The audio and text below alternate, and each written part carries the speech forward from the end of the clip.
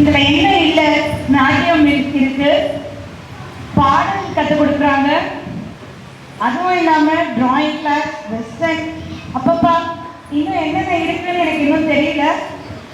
ஒரு குழந்தையும், அதுவும் அந்த குட்டி குழந்தைங்க 12 பேர் வந்து ஆடினாங்க பாருங்க. ஒரு டசன் அழகான மாம்பழங்கள் வந்து நின்ன மாதிரி இருந்துச்சு. அவ்வளோ ஒரு அழகு குழந்தைங்க. அதை எப்படி செலக்ட் பண்ணியிருக்காங்க பாருங்க, கரெக்டாக 12 குழந்தைங்க.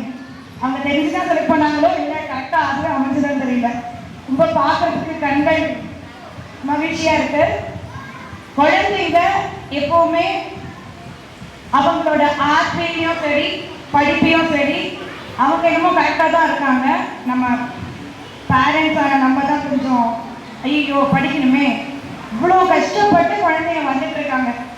அந்த குழந்தை கற்றுக்கிறதுக்கு எவ்வளோ பயிற்சி பண்ணுறதுக்கு அந்த குழந்தையோட உழைப்பு எவ்வளோ இருக்கும், அந்த ஆசிரியர் அந்த குழந்தை கூட சேர்ந்து எவ்வளோ உழைச்சிருப்பாங்க. அந்த ஆசிரியோட உழைப்பையும் வீணாக்குறோம், நம்ம குழந்தையோட கஷ்டப்பட்டு கற்றுக்க இஷ்டப்பட்டு கற்றுக்க அந்த கலையும் வீணாக்குறோம்.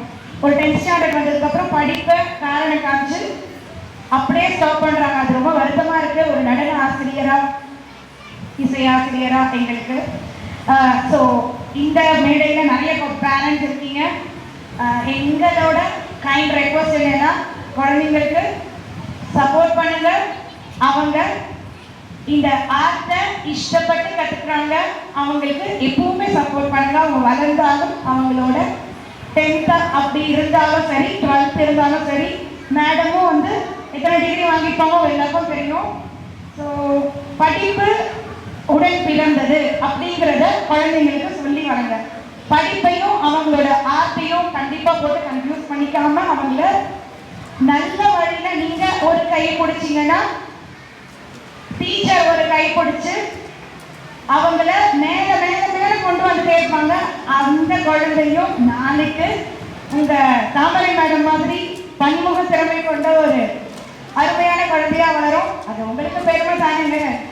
கை தொழில் ஒன்றை கற்றுக்கொள், கவலை உனக்கில்லை ஒற்றுக்கொள்.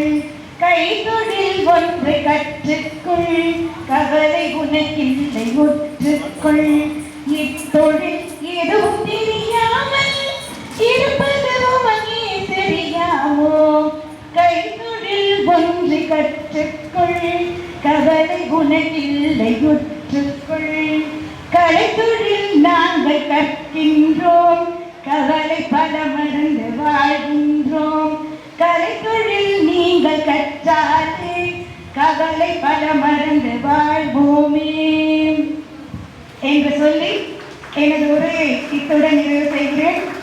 ஸோ வாழ்க பல்லாண்டு, வாழ்க நம் சென்னையில் திருவையாறு கலாலயம் பற்பல மாணவர்களை உருவாக்கி மேலும் மேலும் சிறந்து உயர்க.